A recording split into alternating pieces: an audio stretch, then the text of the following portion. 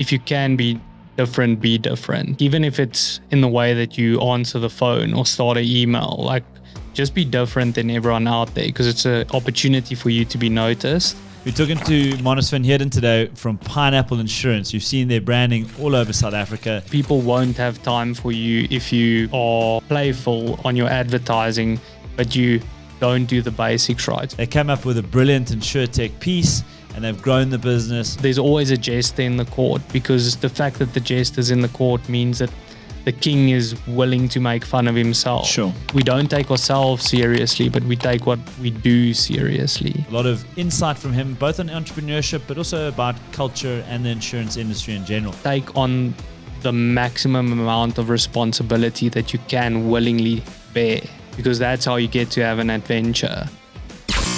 Welcome to the Corner Office, where we bring you the latest news from the world of commercial real estate, the greatest voices in the industry, and the corporate chats you've been missing. Let's get to it. Marnus, thank you for coming to join us. I'm keen to know why the name Pineapple, of all names. Straight into it. Yeah. A pineapple isn't actually a single fruit. Each of those knobs on pineapples is actually a berry. Yeah. And all those berries come together to protect each other. Didn't know that. Yeah, that's exactly how insurance works. So thought quite serendipitous and easy to remember. So Interesting. I actually never knew that until today. So that's a good one. So let's roll back a bit. So you at Stellenbosch University, you do a BAC LLB. I was at Stellenbosch University and I remember the guys doing BAC LLBs had to spend a lot of time doing BAC LLB. It's quite a degree. It's a lengthy degree. So for everyone who doesn't know, it's a BCom accounting plus, or it's not even a BCom accounting. It's like a Bachelor of Accounting plus an LLB at the same time. An LLB is easier, a 4-year degree plus the Bachelor of Accounting, another 3. So it's like, it ends up working out, 6 years? you do it in 5 years. 5 years, yeah. So you got to crush 2 degrees in 5 years. So it's quite an undertaking. I don't think there are many people in the country with that degree. I think the number's somewhere around 200, I'm told. You run through all of that at varsity, and then come sort of 2016, you enter this competition with Hannover Re, which is like an innovator competition for InsurTech, basically, and we're going to jump into InsurTech, and you guys managed to win. What did you put on the table? Why you? What was everyone else putting on the table versus what you were putting on the table? So I think a bit of a correction there. We didn't win. Oh, you didn't win it? Didn't even place in the top 4 position. So we were competing with teams in Boston, Berlin, Dublin. Oh, it's global. I didn't realize. Yeah. So we didn't rank in the top 4, but we were so convinced that there's an actual problem that needed to be solved that we pushed ahead anyways, despite the sort of global board not seeing too much merit in it. I think we were quite fortunate that the local Hannover CEO had a lot of faith in the idea. So he continued to invest in it, even though the sort of global board didn't see too much value in it at that point. And then I think for us, there were also still things that we needed to figure out, but we've always had the philosophy that you should fall in love with the problem and not the solution. Yeah. Because if you start falling in love with your own solutions, you'll never be able to iterate and change things up and pivot when things that you try don't work. I love that, actually. I find ourselves falling in love with a solution quite often here. So You have to kill your ego a little bit to be. Yeah. That's actually a really good idea. I like that. I'll take that. Okay, so what did you put on the table? What was the idea? So what we knew was there's a massive trust barrier in insurance, and people don't trust their insurers.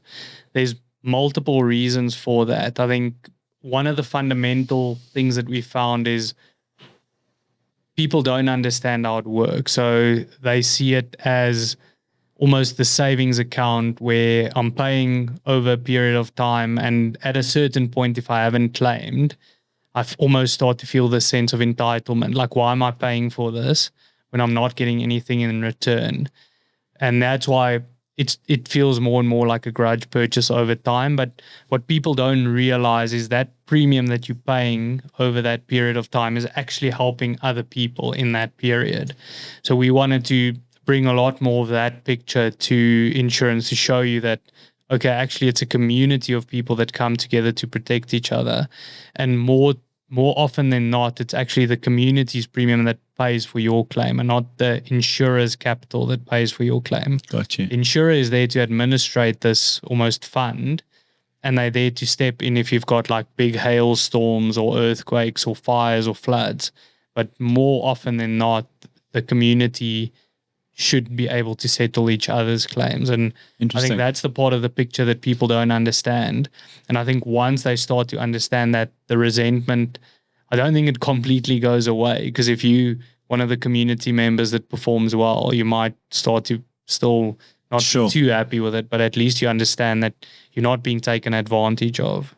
It's interesting because if you look at insurance in general, I've had a situation where I've had a car stolen, and if I think about all the premiums I've ever paid in my life, I can't imagine that they're equal to that car. Yeah. So, and then you think, jeepers, there are a lot of cars that get stolen, you know? I mean, how many people? So the numbers must be fascinating when you actually dive into them. So, and obviously you've got actuaries crunching this the whole time, and there must be, is there, in an industry, so that I understand, do they publish these statistics? Are you sharing these statistics with one another, or are all insurers sharing statistics so that they can update themselves? Or is it a closed cell? Do you keep your numbers to yourself and try and get an edge? So what's quite unique about the South African industry is that you don't have to disclose your pricing models. In the US, for instance, all the insurance products, they have to publish exactly how each policy is priced. In South Africa, that's not the case. So the pricing models that everyone develops ends up being quite a large bit of the IP that you develop. So which factors go in there, how you weight those factors, what the interaction between those factors are.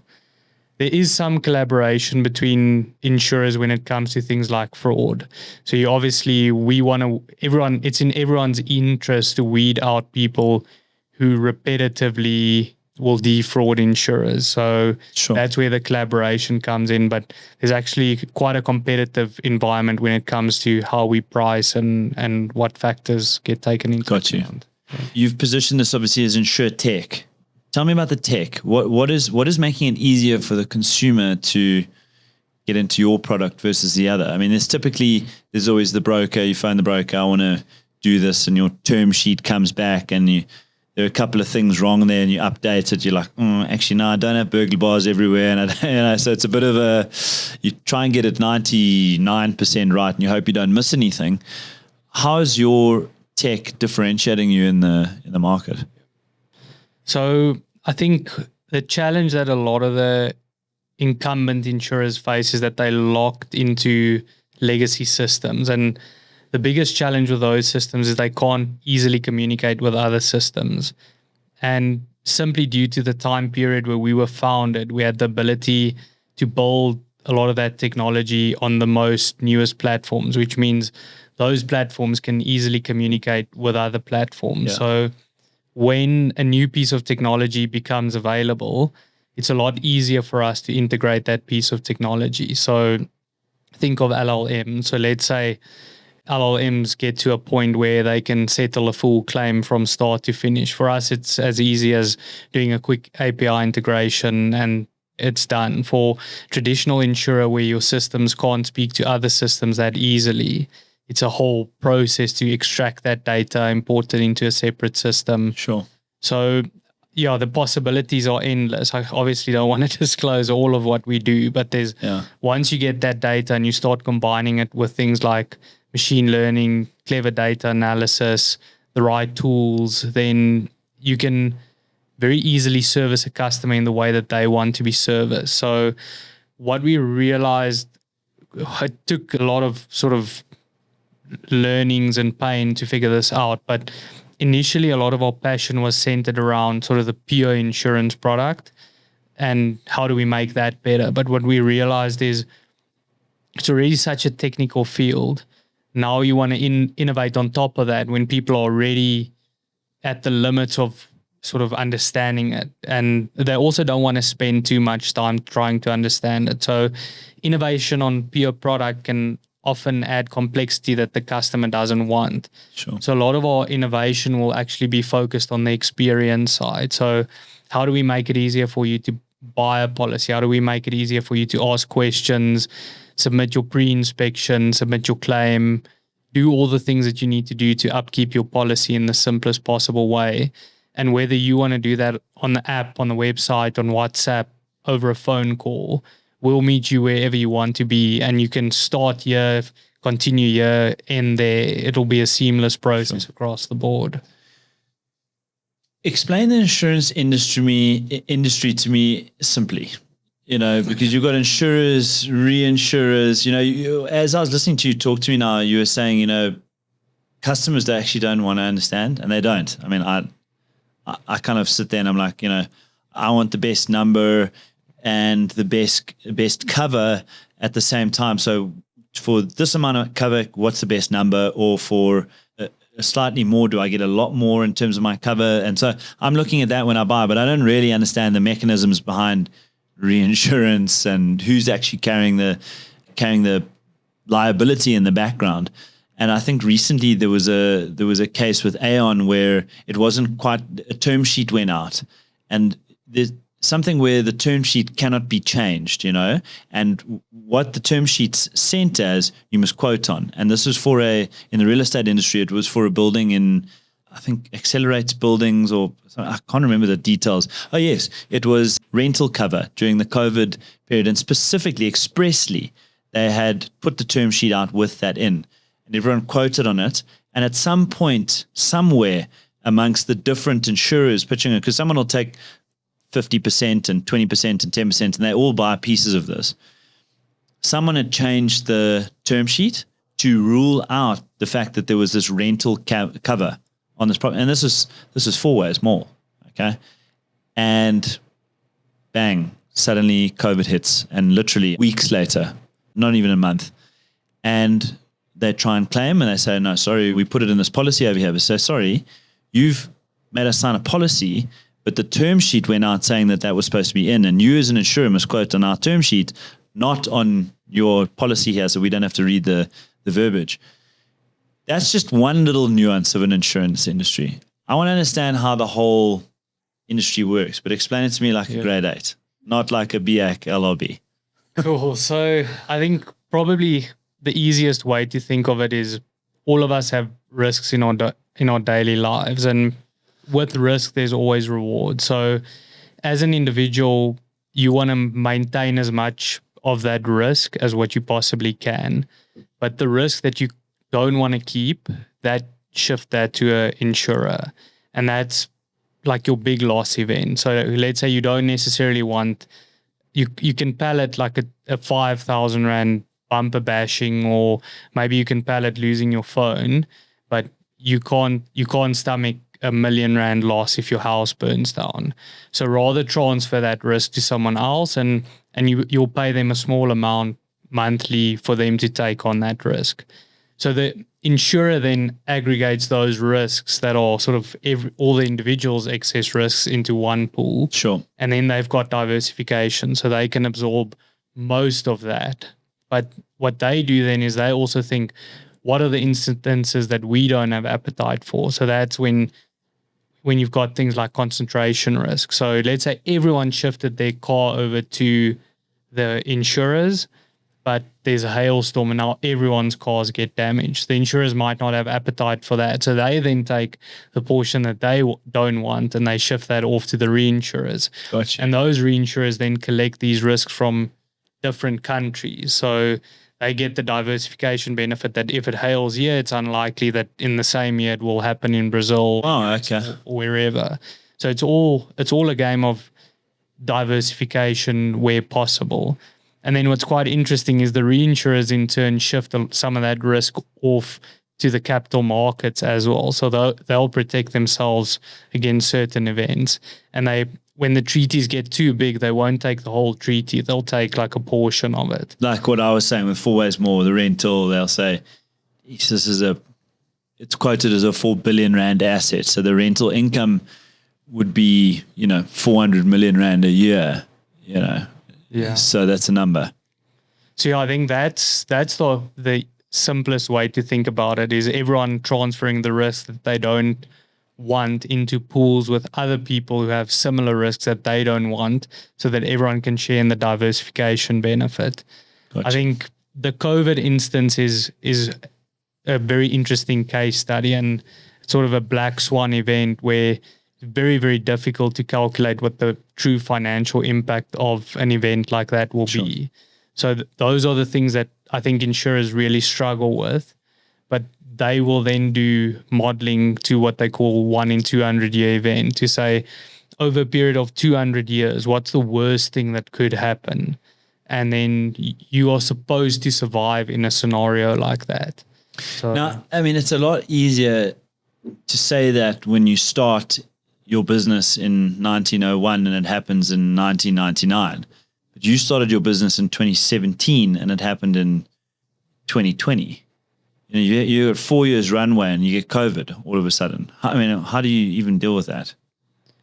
So I think that's where the regulation protects you. So it doesn't matter when you start, you still need to comply with what they call SCR capital requirements. And that SCR capital requirements is a very technical calculation. But what that means is if this 1 in 200 year event hits, the capital that you keep should be enough to pay everyone's claims that will come in. So you run these stress tests through your system to make sure that when that 1 in 200 year event happens, you are covered. So the combination of your SCR capital plus the reinsurance you buy, plus the type of product you sell, after you factor in all of those things, you will survive.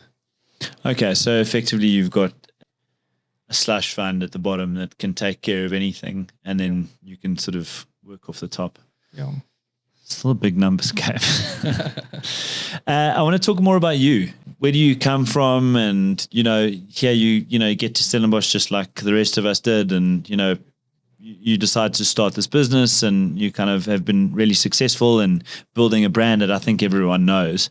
And I'm going to jump into the marketing aspect of it now too. But tell me more about yourself. Where did you grow up and your background? And so grew up in Johannesburg. 2 brothers, older brother and a younger brother. I was the middle child, so might explain a lot to those who know me. Active outdoor family, lots of sports. Very privileged upbringing, amazing parents. All of us still get along incredibly well. Then after that, went to Stellenbosch. What made you choose Stellenbosch? I think it probably tell us the truth. It's probably the culture there. I think I went to Res as well, so I think that was great experience living together with. Did you go to Res? No. I went private, so I took a gap year after school, and then I moved in private with my best mate who was already there. Nice. But all of our mates are sort of from Simmonsburg and Helderberg and all the SOT Reses, Yeah. Simmonsburg would have been a good guess. Yeah. So, and then we actually moved into a digs there afterwards called Alcatraz, which was all the Simmonsburg guys. They handed it down year to year, and we all had these black and white jail jumpsuits, and it's chaos. Where's Alcatraz? It was just below where the terrace sits like this onto the road, and then you sort of, if you travel right, so if you're looking out from the terrace, you travel right and you take your last left. It was on that road. Oh, there by the courthouse. Yeah, it's all knocked down now. At that point in time, it was fantastic. Yeah, I went to Stellenbosch because I saw how much fun my mate was having. I was like, geez, I need to go there. It was a good education as well. What did you study? So I was in the BCom grouping. I ended up jumping around. I was BCom economics, BCom marketing, because every time I failed a subject, I had to realign my subjects to try and, I think I can get through this one, I think I started off with accounting and then went finance and then went marketing and then I went economics, and it kind of like... Stay too close to terrace. Yeah. I want to jump into the marketing aspect, right? Because pineapple's become such a... I think most people know pineapple, right? You see the branding everywhere. You must spend a fortune on signboards, but it was quite clever and clean and clear messaging. And even if you sort of weren't speaking necessarily about insurance, you were communicating with a set of people who needed insurance, who were insuring. So it was a clever strategy. Let's speak to these people, you know? So you started talking about things that those people would know, and so you identify with the brand. How did everyone kind of come up with that concept? When you sat down, I can remember with our brand, we sat down, we had a couple of ideas, and we decided we wanted to feature in this space versus this space, and we built the thing up over time. How did you guys come up with it? Who's the marketing genius?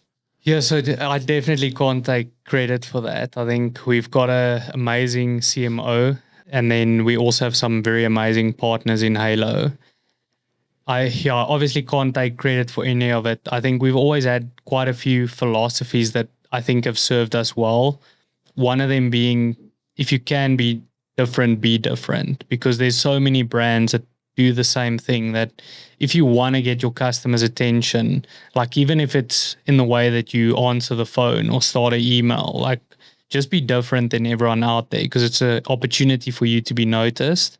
So we've always had that philosophy. And then I think on top of that, what we realized, especially in our entrance to the market, is anything that you can say about insurance has already been said. So no matter what you say, like you can say, we've got the best premiums or we've got the best reward system. Like everyone said it, yeah. Consumers aren't going to care and they aren't going to believe you because everyone's shouting the same thing. So what we one of the themes was what's left to say about insurance, and then the rest of the billboard was blank. Yeah. So there is nothing left. So yeah, I saw that. we really tried to make fun of that fact that there's nothing left to say, and we decided let's rather make fun of ourselves and make fun, because we always said we want to be self-deprecating. We don't want to make fun of other people, and we want to be self-aware, because I think people can see that the brand is self-aware, and sometimes it goes further, that the ad is aware that it's an ad, or the billboard is aware that it's a billboard. So it's sort of breaking that fourth wall in the same way that Deadpool would. Yeah. But I think we've sort of retroactively, after the success that we've had in that space, really tried to understand the phenomena of why is this working. And we looked at archetypes. Like, I think something that's interesting is if you look at like the trickster or the jester archetype, that if you think about a well-functioning, let's say a well-functioning fairy tale, there's always a jester in the court, because the fact that the jester's in the court means that the king is willing to make fun of himself. Sure. And as soon as the jester gets taken out, okay, now there's a dictator in the seat. So the presence of the jester means that trust can be built, and that there's a fair rule and there's fair leadership. And the fact that we can make fun of ourselves really plays into that. And I think something that was also interesting for us is, from an archetype perspective, if you look at the role of jesters and tricksters in movies, is they sort of on the periphery of the known and the unknown. So it's exploring that frontier of, okay, it's new, it's innovative, and the trickster always comes before the savior from an archetype perspective. So, and how have you carried that through into the business? Because there's one thing having your branding up, and it's really hard. We'll come up and say, constantly solutioning. We worked on constantly solutioning as our branding message for a long while. And that worked for some of the team and some of the divisions, and it didn't work for some of the team and some of the divisions. So you say you're constantly solutioning, but then over here you're not. So how do you get your brand to flow seamlessly through the whole business? Is that something that you concentrate on actively? So I think for us, I think that's what we like about the trickster archetype as well, is it really keeps us very honest, because from an archetypal perspective, when someone encounters a trickster, it can go either way. Like it's almost like the treat, it can be a treat or it can be a trick. So that means that the standard that we have to set for ourselves in terms of the quality of service and product that we deliver needs to be so much higher, because you can't be funny and tricksy on your ad campaigns and then you end up being like delivering bad service, or like boring, fair service, because that'll compound, because people won't have time for you if you are playful on your advertising, but you don't do the basics right. So we always said we don't take ourselves seriously, but we take what we do seriously. But then to get the brand through to all of the divisions, that's an ongoing challenge for us. So it's actually something that's relevant for us for this year, where our marketing team's actually sitting with each department and say, okay, look at our brand positioning, and then outline that brand position very clearly, like with tick boxes. What is our brand and what is it not? And you have to tick yes on like 2 or 3 of the main things for something to be good enough to be brand position. Yes, yeah. But what are we about? Yeah. Exactly. But then sit with the sales team and say, like, what, if you look at this brand, how should you be answering the phone? Should you just say, hey, and introduce yourself? Or should you be like self-aware, cut through the fourth wall and maybe say, don't you just hate it when you get a phone call from an insurer? Or like try and do something that's more aligned to the brand. So we're on that journey now of saying, how do we align all of our messaging, all our customer contact points, but also for the staff? Like, can we put funny stickers on the microwaves, on the fridges, on the door where you go in, to make sure that the whole culture aligns to what we're putting out there? And who drives that messaging through the business? You're saying it's a marketing team and they drive that through the different teams and training and that kind of thing, because it's, I've found that someone said it to me once, and I found it to be 100% on point. Every time your team doubles in size, your culture changes, your environment changes. Maybe you need another layer of management. Maybe the way that you communicate changes. If it's 2 people, I'm just going to talk to you when I see you, If there's 4 of us, maybe as WhatsApp's better because one guy's out the office, 8, and so it goes on. Now suddenly you've got 1,000 people to try and communicate to number 999 and 1,000. If you just send a WhatsApp, then there are going to be lots of WhatsApps, and people just archive that thing. They don't want to listen to it, and maybe I must communicate, but now you've got to get 1,000 people into one room. It becomes really, really hard to drive those narratives. So you almost have to have champions running it through the business. Do you leave that to marketing? I don't have all the answers there. I think we really obsessed by culture, and the one thing we do is, so for each batch of newbies that come in, we'll have a session with Exco on the first week that they're there, where we take them through the company values, and it will really be a discussion. It'll be like, this is value number 1, this is why it's here. Yeah. What do you guys think about this? After value number 1, are you guys comfortable to have this, to comply with this value?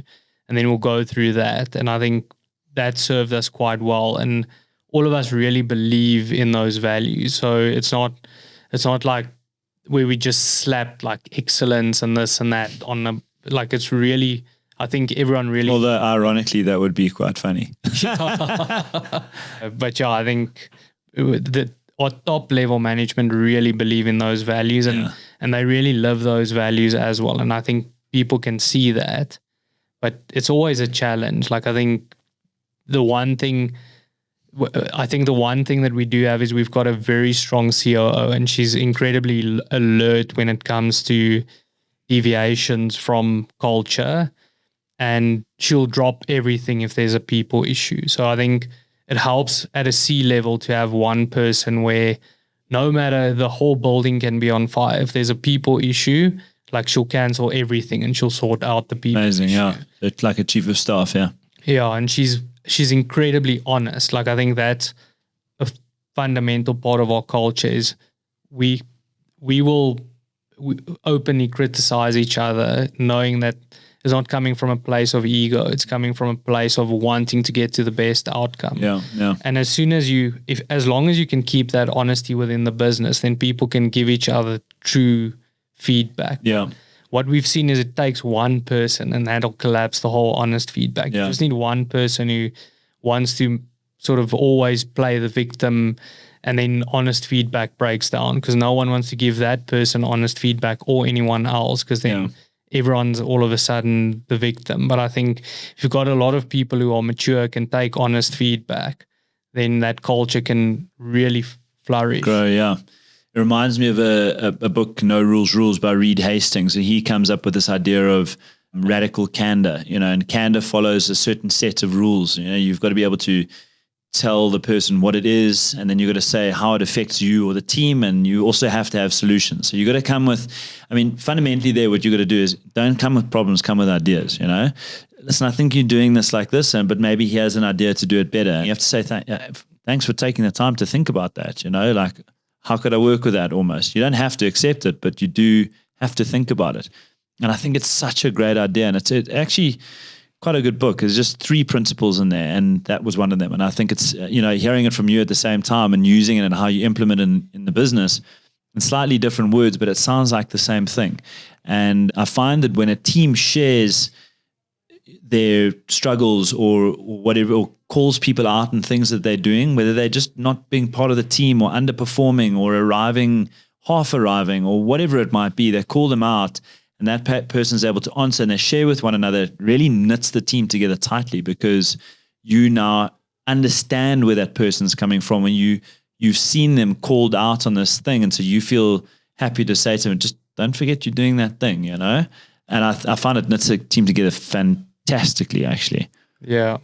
I think what you said there about coming with solutions is, like, I think it's a dead giveaway in terms of what's your real intent behind bringing this feedback. That's exactly it. Because if you just come with the negative criticism, but there's no attempt to drive a solution, then your intention with this feedback isn't to move all of us forward. Yeah. So it's like the giveaway that shows everyone in the room what game you're really playing. Yeah.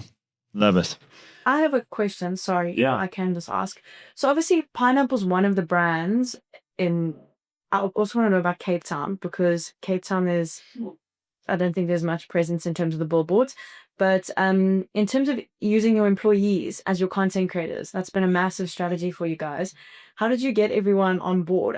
Everyone's there, from your CFO to you to the account guy to the community managers. Everyone's on camera and happily, or are they? So I think quite a cool story there is, so when Tim, our compliance officer, joined, Jan, who's our CFO, decided to have a bit of fun with him and said, it's part of your employment agreement, you have to be in these TikToks. So then Tim started being in some of these TikToks and got a lot of attention on the TikToks, etc. And then what was quite humorous in hindsight is, probably about 2 months later, we received sort of a compliance-based complaint on one of the pieces of content. So the chief of marketing is running downstairs, speaks to Tim, like, Tim, we've got an issue with a piece of content. And Tim, obviously, that's a big deal if you get a complaint on something compliance related. So he opens up the video and it's him acting in the video. So, yeah, I think it's just been part of the culture. I think now that it's there, I think people embrace it and they want to be part of it. But I think it's part of that philosophy of, like, we have one of our rules in our culture is take on the maximum amount of responsibility that you can willingly bear, because that's how you get to have an adventure. And I think a lot of our people have really bought into that, because once you've got that mindset, nothing that people will ask of you will build resentment, because then you make the link between, okay, I'm here at the office every day and I'm doing it willingly, like I'm willingly taking on as much responsibility as I can. And then your whole outlook towards life and your job and everything changes. And I think once people embrace that philosophy, when we ask them to go outside of the box a little bit, it's not an issue. Yeah. The last thing I wanted to chat about was tech. How painful is it building tech? Because I find it painful and amazing. Yeah, I think for anyone who didn't come through that path, it's especially the first learning stage is incredibly painful, because you don't realize, like, the complexity that goes into it, and you think you always underestimate how long it's going to take. Underestimate how long it's going to take and how much it's going to cost to build it. So yeah, I think one of the benefits we had as sort of the non-technical founders at the start of the business, there was quite a bit of a bottleneck on the tech side. So we were forced to get heavily involved there, like be part of the testing, be part of understanding how these things work and how they coded, what's a unit test, what's an API, what's modular hosting, like, and then you really can start to sympathize with the guys who are actually doing it.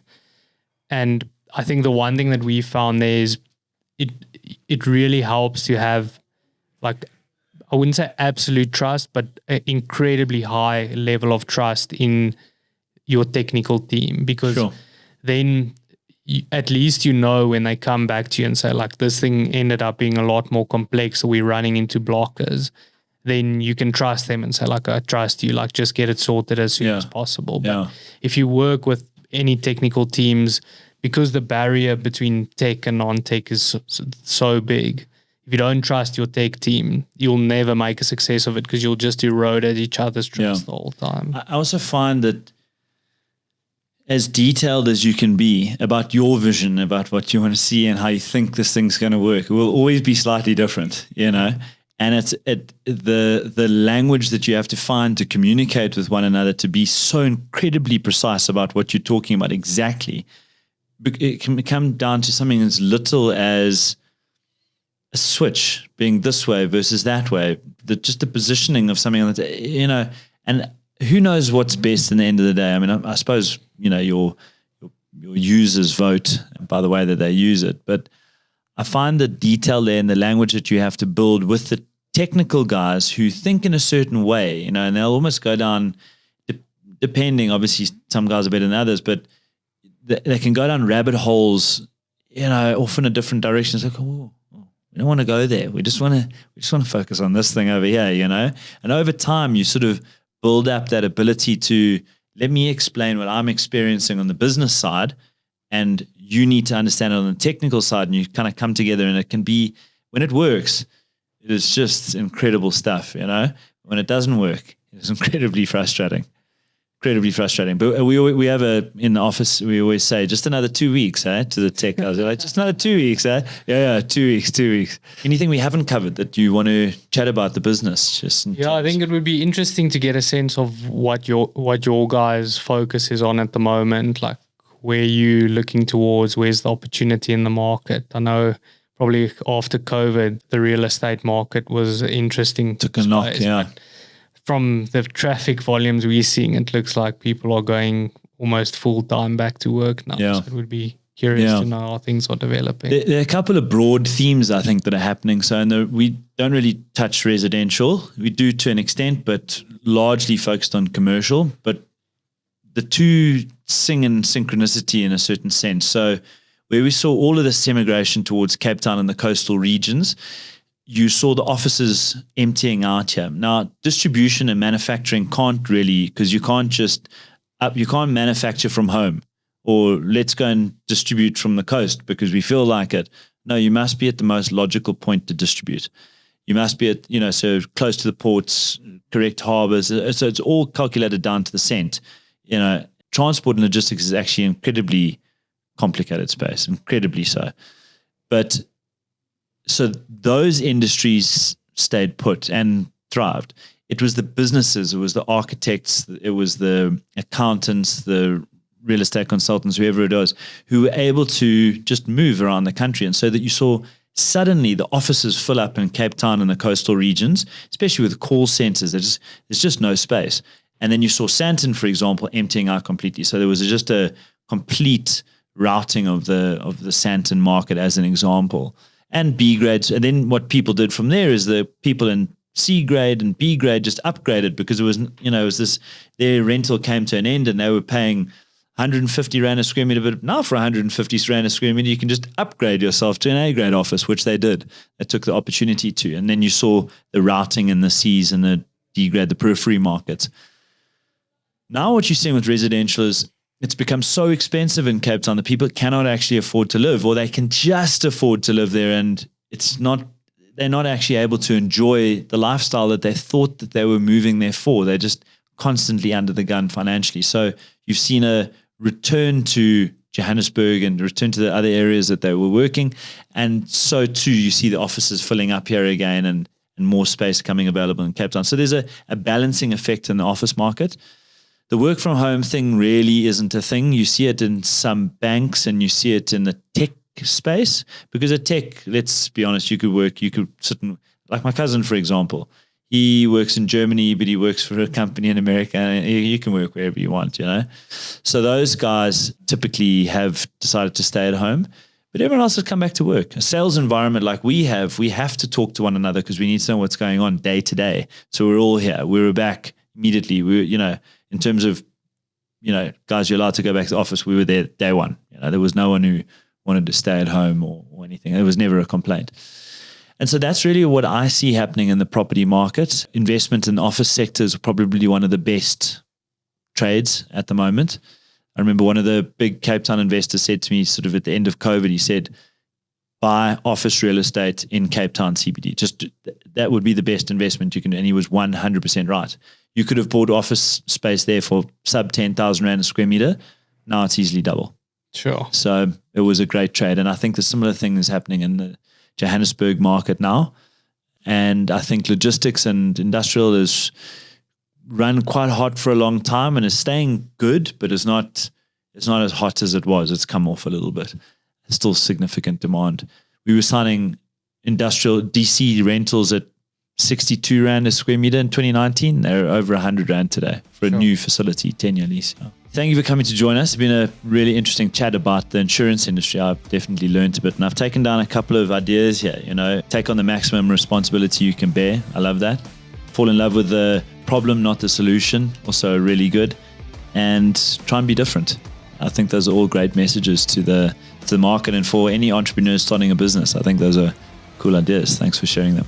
Awesome. Great to be here.